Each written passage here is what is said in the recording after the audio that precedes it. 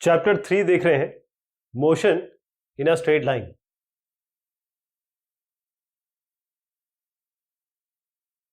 XT और v t graph, जब हम ऐसे मोशन की बात कर रहे हैं जिसमें एक्सेलरेशन हो रहा हो, यानी कि rate of change of velocity, या आप कहें कि स्पीड चेंज हो रही हो, समय के साथ घट रही हो, बढ़ रही हो, तो जो सेकंड डेरिवेटिव है x का विद रिस्पेक्ट टू t, यानी d2x बाय dt स्क्वायर, यही एक्सेलरेशन होता है।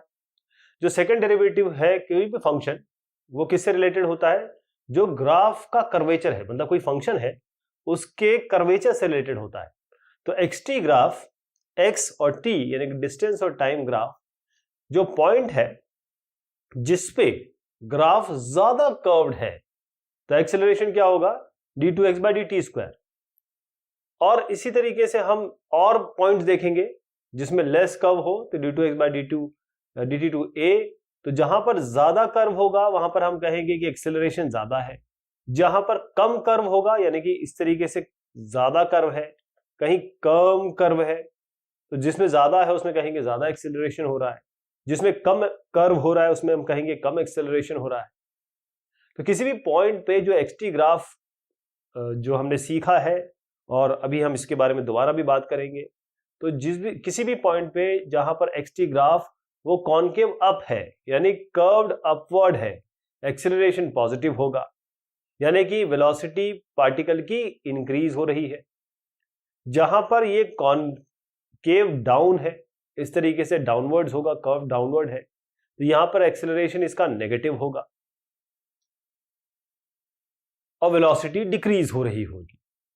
अब ये जो कर्व है, कोई भी एक जो नेचुरल कर्व होता है उसमें आपको ये दोनों ही संभावनाएं दिख जाएंगी।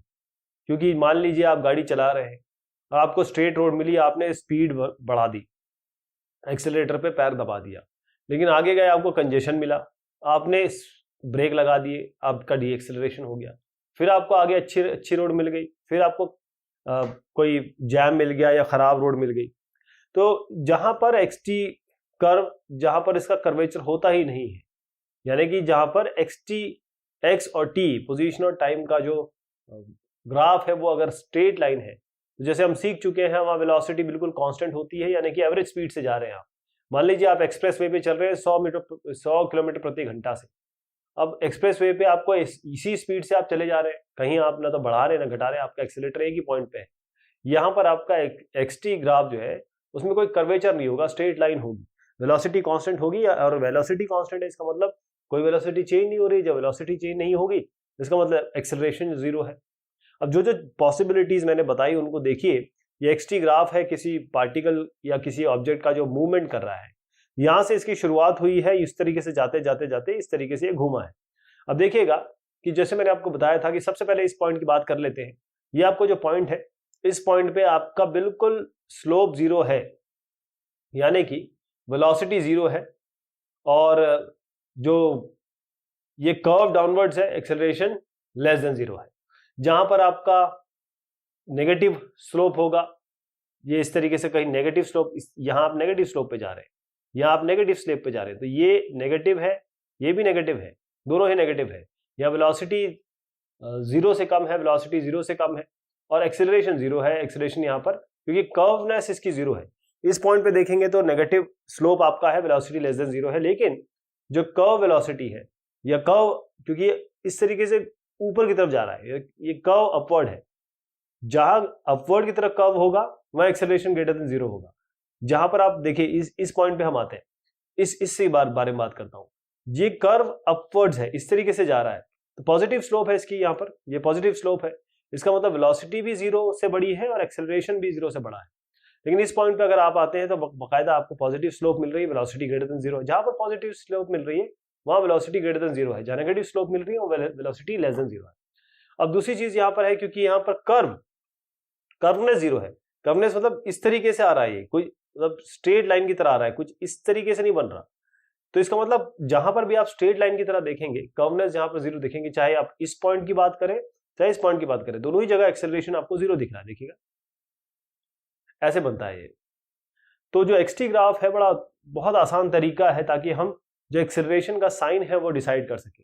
लेकिन वैल्यू कैसे डिसाइड करेंगे? वैल्यू तो पता करनी है, साइन तो हमको मिल गया। इसके लिए हम वीटी ग्राफ लेते हैं, जो पार्टिकल जब मूव कर रहा होता है वो बहुत बढ़िया रहता है इसमें। तो वीटी ग्राफ हम यहाँ पर एवरेज एक्सेलरेशन निकाल सकते हैं और इंस्टेंटेनियस एक्सेलरेशन निकाल सकते हैं। एवरेज और इंस्टेंटेनियस का अर्थ आप समझ गए होंगे, क्योंकि एवरेज का मतलब होता है यहां से यहां तक पूरा एवरेज निकालते हैं, और इंस्टेंटेनियस का मतलब किसी एक पॉइंट पे, बिल्कुल इनफाइनाइटिसिमली स्मॉल पॉइंट पे निकालते हैं। तो स्लोप अगर आप देखें, कोई भी ग्राफ अगर इस तरीके से है, अब वीटी ग्राफ की बात होगी, यानी कि यहाँ पर वेलोसिटी होगी, यहाँ पर टाइम होगा। वेलोसिटी टाइम की बात करें तो यहाँ पर मान लीजिए यहाँ पर v1 वेलोसिटी थी, यहाँ v2 वेलोसिटी है, तो ये कितना होगा v2 माइनस v1। यहाँ पर मान लीजिए ये t2 है, ये आपका t1 है, तो t2 माइनस t1 ये हो गया, तो ये वाला t2 माइनस t1, तो v2 minus v1 by t2 minus t1 ही तो थीटा होगा, मतलब tan थीटा यही तो होगा, tan theta perpendicular by base. तो स्लोप ही tan थीटा होता है, that is v2 minus v1 by t2 minus t1। v2 minus v1 को हम डेल्टा भी कह सकते हैं, t2 माइनस t1 को हम डेल्टा t कह सकते हैं। ये आपको एवरेज एक्सेलरेशन देता है किसी डेल्टा t टाइम। और इंस्टेंटेनियस एक्सेलरेशन किसी पॉइंट पे निकालना है, क्योंकि वो किसी एक पर्टिकुलर पॉइंट पे निकलता है, वो आपका स्लोप आप निकाल लें टेंजेंट का, मतलब इस तरीके से कोई ग्राफ है वीटी ग्राफ, और ये आप इसका टेंजेंट का स्लोप निकाल रहे, तो आपको यहाँ पर इंस्टेंटेनियस एक्सेलरेशन मिल जाएगा। ध्यान रखिएगा कि इंस्टेंटेनियस निकालने के लिए आपको एक पॉइंट चाहिए होता है, क्योंकि यहाँ पर आप किसी एक पॉइंट पे निकालते हैं, लेकिन एवरेज में जब हम निकालते हैं तो हमको 2 पॉइंट हम लेते हैं। तो कोई भी पार्टिकल मूव कर रहा है, यदि वीटी ग्राफ पैरेलल है टाइम एक्सिस से, इसका मतलब स्लोप 0 है, जैसे हमने एक्सटी ग्राफ में भी देखा था। इसका मतलब पार्टिकल 0 एक्सेलरेशन से मूव कर रहा है, इसका मतलब वेलोसिटी इसकी कांस्टेंट है। जब वेलोसिटी चेंज नहीं हो रही है तो एक्सेलरेशन की बात ही नहीं होती है, एक्सेलरेशन 0 हो गया। इस मोशन को हम कहते हैं यूनिफॉर्म मोशन, बिल्कुल यूनिफॉर्म मोशन चल रहा है, वेलोसिटी कांस्टेंट है, नो एक्सेलरेशन। आपने एक्सेलेटर पे पैर दे रखा है, लेकिन एक्सेलेटर को और नहीं दबा रहे हैं या कम नहीं कर रहे। वीटी ग्राफ जो यहाँ पर आप देख पा रहे हैं, ये जो पहला वाला, ये यूनिफॉर्म मोशन है, यानी कि आपने जो वाई डायरेक्शन में उसमें वेलोसिटी ली है, एक्स डायरेक्शन में टी लिया है, और यहाँ पर वेलोसिटी बिल्कुल कांस्टेंट है, इसका मतलब यूनिफॉर्म मोशन है। अब वीटी ग्राफ जो अब मैं आपको दूसरे में दिखा रहा हूँ और अलग अलग टाइप के, तो ये आपके पैरेलल नहीं होंगे, बल्कि कुछ इसमें आपको मोशन दिखाई देगा। इसमें नॉन यूनिफॉर्म मोशन है, और स्लोप जो ग्राफ का है जो अगला आने वाला है उसमें पॉजिटिव है, यानी कि एक्सेलरेशन पार्टिकल का वो भी पॉजिटिव है। इसका मतलब ये है कि समय के साथ साथ वेलोसिटी बढ़ रही है, और वेलोसिटी बढ़ रही है, इसका मतलब ये स्लोप जो है पॉजिटिव आ रहा है। ये डेल्टा भी है, यहां से यहां तक डेल्टा भी, यहां से यहां तक डेल्टा टी, तो ये जो है स्लोप आपका जो tan थीटा आ रहा है वो आपका पॉजिटिव है। लेकिन यहां पर समय के साथ साथ आप इसको अगर v मानते हैं तो इसको माइनस v मान रहे हैं, लेकिन आप देखिए कि समय के साथ वेलोसिटी जो है वो डिक्रीज हो रही है, नेगेटिव में आप देख रहे हैं, तो ये स्लोप जो है इसका वो आपका नेगेटिव होगा, tan theta will be negative. इसका मतलब ये है कि आप नेगेटिव एक्सेलरेशन पे जा रहे हैं। लेकिन इस पॉइंट पे अगर आपको किसी एक पर्टिकुलर पॉइंट पे निकालना है इंस्टेंटेनियस, तो आप यहाँ पर स्लोप लेंगे और उसके बाद ये आपका थीटा बनेगा। उसके लिए आप कोई भी point delta V by delta theta, जिसमें delta V by delta T, आप जानते हैं कि डेल्टा टी को हमको ले जाना है limit that delta t tends to 0। तो ग्राफ स्ट्रेट लाइन है, अगर ग्राफ स्ट्रेट लाइन है इसका मतलब जो स्लोप है लाइन का वो सारे इंटरवल में सेम रहेगा। यदि अब आप कहें कि भाई यूनिफॉर्म एक्सेलरेटेड मोशन है या कांस्टेंट एक्सेलरेशन मोशन है, यानी कि एक्सेलरेशन भी कांस्टेंट या वेलोसिटी आप कांस्टेंट तरीके से बढ़ा रहे हैं टाइम के साथ, इस मोशन के लिए जो एवरेज एक्सेलरेशन होगा, इंस्टेंटेनियस एक्सेलरेशन होगा, ये दोनों सेम होंगे किसी टाइम इंटरवल के लिए। और बाकी जो अलग अलग आपको अपने फिगर देखे, इसमें आप देखिए जो फिगर आपका सी वाला था, मैं फिर से दिखा देता हूं आपको।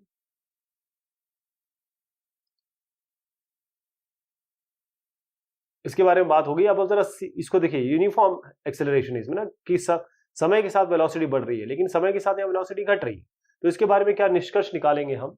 इसका मतलब ये है कि जब स्लोप है इसका ये नेगेटिव जा रहा है, तो इसका मतलब डी एक्सेलरेट हो रहा है, ये रिटार्डेशन हो रहा है, यानी कि ब्रेक लग रहे हैं, एक्सेलरेशन कम किया जा रहा है। इसका मतलब कांस्टेंट एक्सेलरेशन है लेकिन नेगेटिव डायरेक्शन में है। और फोर्थ में देखें, ये वाला आप देखिए, इस वाले की हम बात करें, नेक्स्ट वाले की,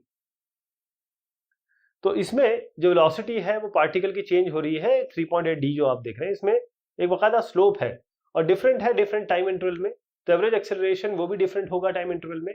इसी को हम नॉन यूनिफॉर्म एक्सेलरेशन करेंगे। अगर स्ट्रेट लाइन नहीं आ रही, चाहे इस डायरेक्शन में इस डायरेक्शन में, अगर आपको इस तरीके से कुछ मिल रहा है, इसका मतलब ये नॉन यूनिफॉर्म एक्सेलरेटेड मोशन है, जैसे कि हमने एक्सटी ग्राफ में देखा था नॉन यूनिफॉर्म वेलोसिटी, है ना।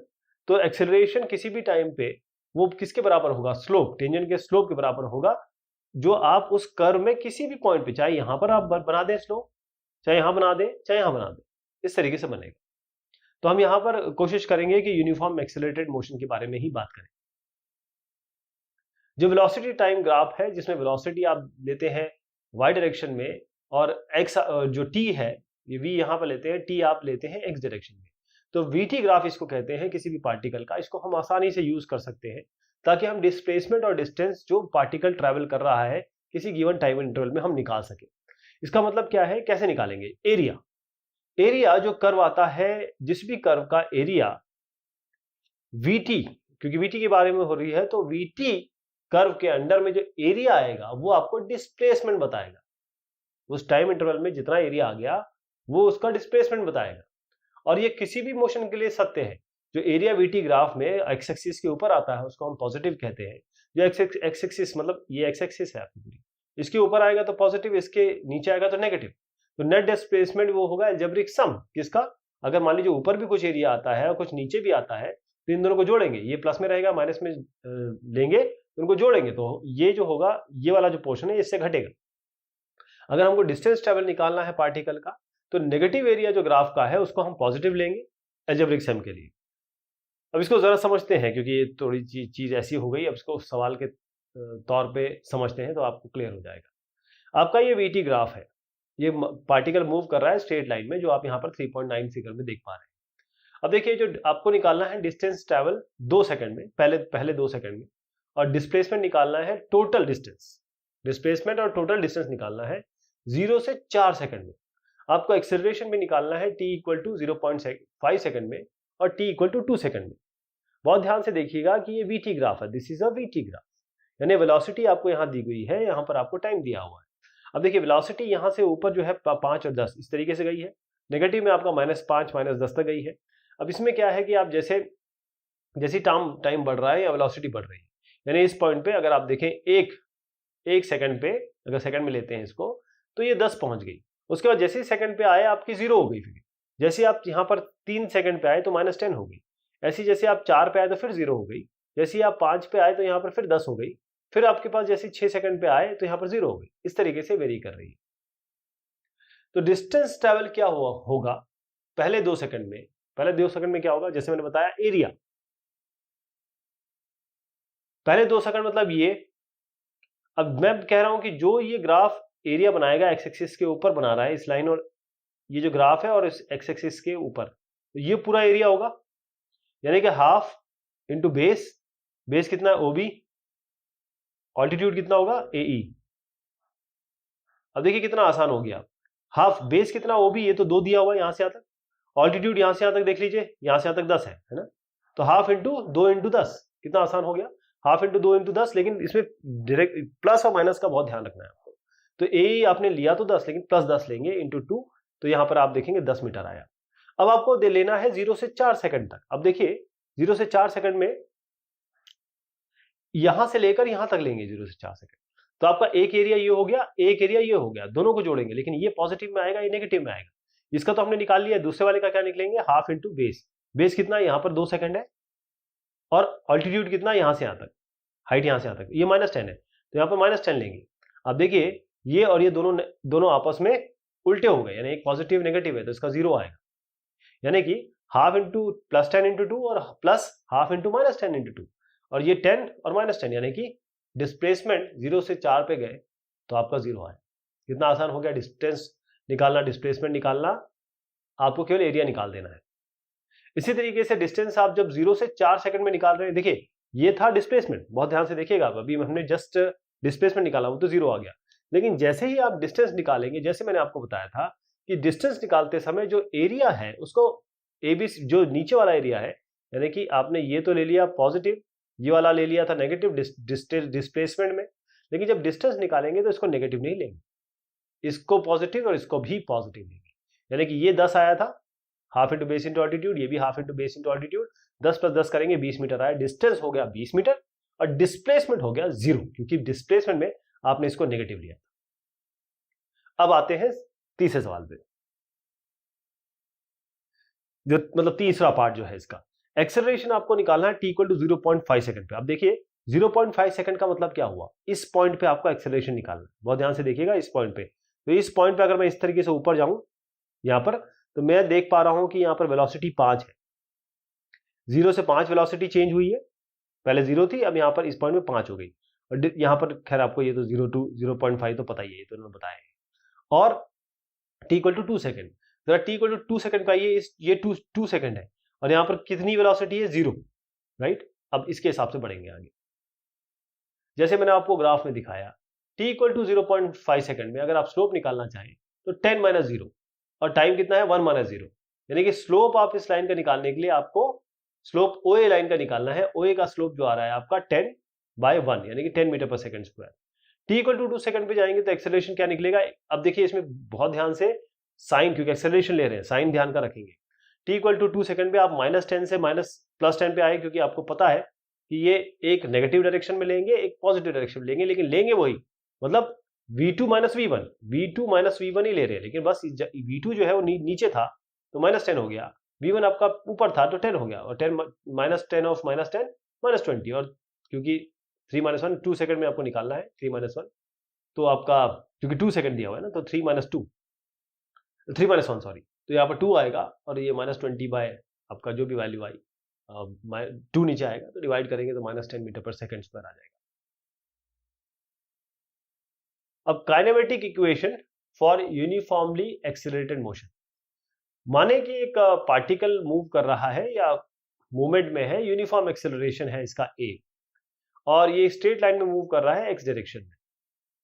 t इक्वल टू 0 पे जो वेलोसिटी है पार्टिकल की वो v0 है। देखिए यहां पर t 0 है, या वेलोसिटी इसकी v0 है। जब time t equal to t पे आ गए तो वेलोसिटी इसकी बन गई v, यहां तक वेलोसिटी बन गई v, ये v है। तो जो वेलोसिटी टाइम ग्राफ है वो कैसे बनेगा, इस तरीके से बन जाएगा। अब देखिएगा यहां पर इस तरीके से बना, तो इसे कंस्ट्रक्शन कैसे होगा, मैं इसको जरा यहां ज्वाइन कर दूं, इसको जरा यहां ज्वाइन कर दूं। अब देखिएगा ये इसके अंदर इस लाइन के नीचे कितना एरिया है, एक तो ये पूरा एरिया, यहां से यहां तक पूरा एरिया है, लेकिन इस एरिया को दो भाग में बांट देता हूं, एक तो ये ट्रायंगल हो गया, और आपका ये एक रेक्टेंगल या स्क्वायर हो गया। इसको ध्यान रखिएगा, ये आपका v0 है, ये आपका v1 है, सॉरी v भी मान लीजिए, v क्योंकि इसमें हमने v बोला है तो v मान लीजिए। ये कितना हुआ, यहां से यहां तक v माइनस v0, यहां से यहां तक v माइनस v0 हो गया। ये पूरा का पूरा यहां से यहां तक तो v0 है ही, यहां से यहां तक v0 है, और ये कितना हुआ आपका t। तो आपको ये लेंथ पता है, ये भी लेंथ पता है, ये भी लेंथ पता है, तो इससे हम कैसे निकालेंगे, तो कैसे हम डिराइव करेंगे काइनेमेटिक इक्वेशन अगर यूनिफॉर्म एक्सेलरेशन हो रहा है या एक्सेलरेटेड मोशन है ग्राफ से। तो एक्सेलरेशन कांस्टेंट है, इसका मतलब एवरेज एक्सेलरेशन और इंस्टेंटेनियस एक्सेलरेशन दोनों सेम होंगे, क्योंकि एक्सेलरेशन कांस्टेंट है। ये एक्सेलरेशन कांस्टेंट नहीं होता तो ये दोनों भिन्न होते, अलग होते, तो किसी भी टाइम इंटरवल में दोनों सेम है। अब एक्सेलरेशन की बात करें तो एक्सेलरेशन जब वीटी ग्राफ की बात आती है तो सिंपली हम स्लोप निकाल लेते हैं, हमको इसका स्लोप निकालना है। स्लोप कैसे निकालेंगे, देखिए ये v0 था, मतलब ये v0 है, ये v है, तो v माइनस v0 ये आपका न्यूमरेटर हो गया। यहां पर कितना था t टाइम, यहाँ 0 टाइम, तो t माइनस 0, तो v minus v0 by T आ गया।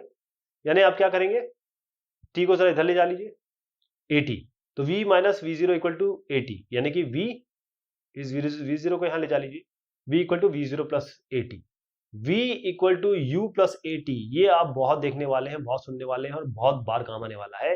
ये आपका काइनेमेटिक इक्वेशन है यूनिफॉर्मली एक्सेलरेटेड मोशन की। v है फाइनल वेलोसिटी, u है इनिशियल वेलोसिटी, a एक्सेलरेशन है, t टाइम इंटरवल है। तो डिस्प्लेसमेंट किसी भी पार्टिकल का कैसे निकालेंगे आप, हम जानते हैं इसका एरिया निकालना है, या पूरा OABCD निकालना है, या पूरा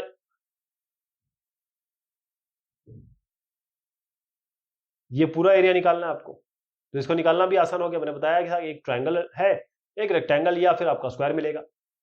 तो ये कैसे निकलेगा, एरिया रेक्टेंगल का ले लीजिए, एरिया ट्रायंगल ABC का ले लीजिए, यानी कि एक ये ट्रायंगल का एरिया हो गया और नीचे आपका ये एरिया था। अब आप जानते हैं कि ये कितना है, इस ट्रायंगल का एरिया निकालने के लिए हम क्या करेंगे, half into base into altitude. Half base कितना है t, ऑल्टीट्यूड कितना है यहां से यहां तक v माइनस v0, ये आपका t है, तो half v minus v0 into T. और आपको ये इसका निकालना है, ये तो रेक्टेंगल है तो लेंथ इंटू ब्रेथ, यहाँ पर t है और ये आपका v0 है, तो v0 इंटू टी, ये आपका v0 t आ गया। x equal to v zero t plus half a t square, ये भी बहुत इंपॉर्टेंट फॉर्मूला है, इसको हम v equal to u t plus half a t square से जानेंगे। v final velocity, u initial velocity, half time तो है, half into a acceleration, right. v minus v zero को अगर आप एक्सेलरेशन a रख दें, आप जानते हैं एक्सेलरेशन क्या है, final velocity minus initial velocity. जैसे ही आप a की जगह v माइनस वी जीरो रख देंगे और इसको रीअरेंज करेंगे तो आप देखेंगे कि x आपका आएगा v plus v zero by to T, यानी कि v बार बाय टी। आप जानते हैं v बार क्या होता है, इनका average. v plus v zero by T क्या होता है, मैंने केवल इसको रीअरेंज किया है, v माइनस वी जीरो की जगह इस a की जगह v माइनस वी जीरो रखा है। जब v minus v zero a की जगह v माइनस वी जीरो यहाँ पर रख देंगे आप, तो आपको मिलेगा x equal to v zero t plus half v t minus half v zero t, और जब इसको रीअरेंज करेंगे तो आपका v plus v zero by two आएगा। ये होता है एवरेज, यानी कि v बार, किसी चीज का बार क्या होता है, a plus b by two, है ना, किसी भी चीज का। तो यहाँ पर v plus v zero by two आ रहा है, इसको हम पूरा v बार लिख सकते हैं। अब एवरेज वेलोसिटी आपकी v बार आ गई, v plus v zero by T, ये केवल कांस्टेंट एक्सेलरेशन के लिए है। अब आपने एक इक्वेशन देखी थी v equal to u t plus half v equal to u plus a t. इस सिनेरियो में हमने कहा था v equal to v zero plus v equal to u plus a t. अब इसको जरा मैं इसको इधर ले आऊं, v minus v zero, a को नीचे ले जाऊं, तो t क्या हो जाएगा, ये बराबर हो जाएगा। चल इसको रीअरेंज किया, लेकिन ये वाली इक्वेशन, यही चीज अगर हम इसमें डाल दें, इस वाले में डाल दें, ये वाले में, ये जो हमने अभी निकाला उसको इसमें डाल दें v, तो क्या बनेगा,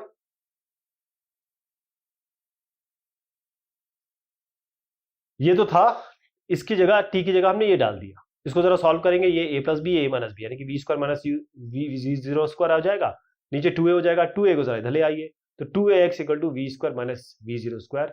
ये तीनों जो इक्वेशन है, ये यूनिफॉर्मली एक्सेलरेटेड मोशन के बहुत इंपॉर्टेंट इक्वेशन है।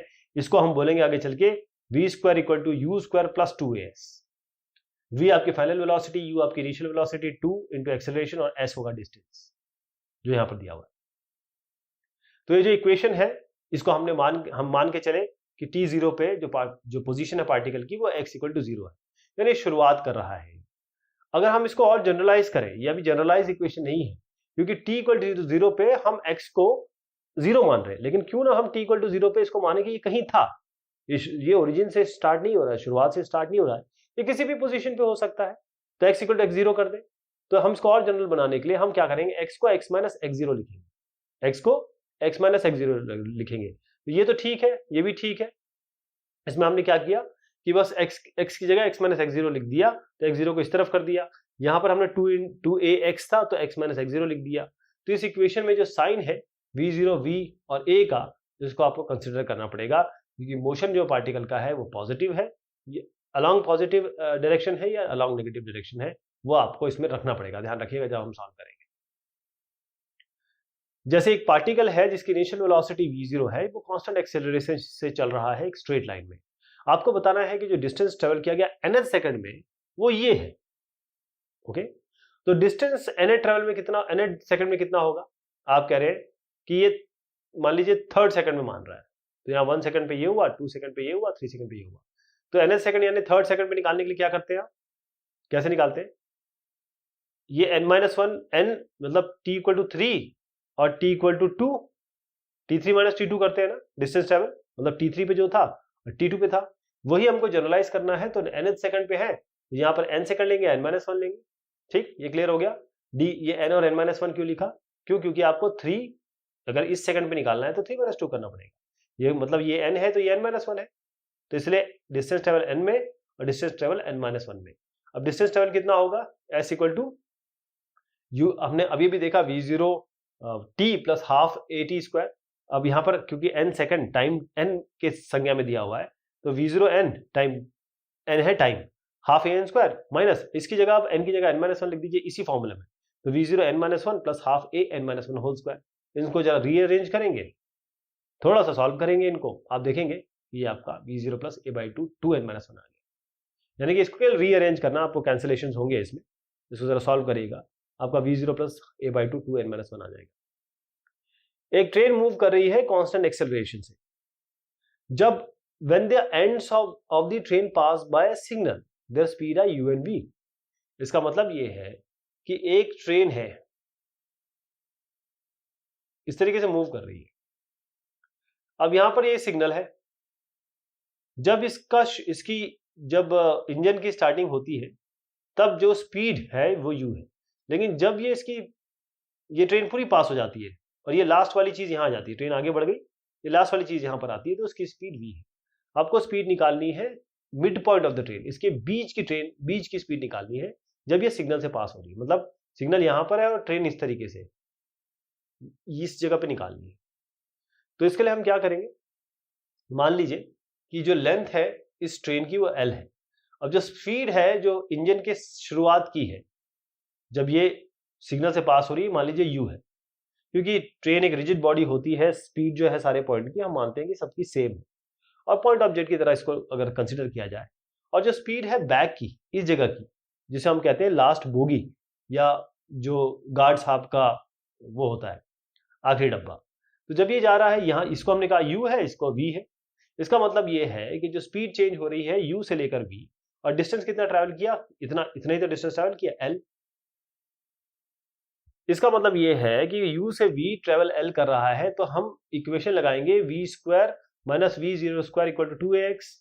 ये हम इक्वेशन सीख चुके हैं, तो v की जगह v रखेंगे, v0 की जगह u रखेंगे, 2ax की जगह l रख देंगे।